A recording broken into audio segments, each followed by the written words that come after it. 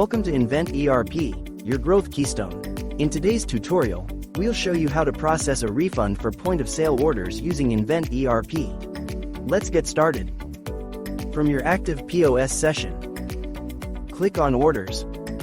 Head over to Paid Orders, where you can instantly view all your previously completed transactions. Choose the order you want to refund.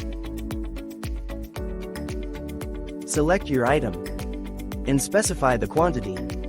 Proceed to refund. Before confirming the order, you can add items if needed. Everything looks good?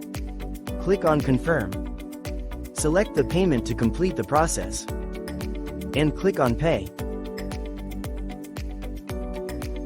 There's also another way to issue a refund, directly from the POS orders list.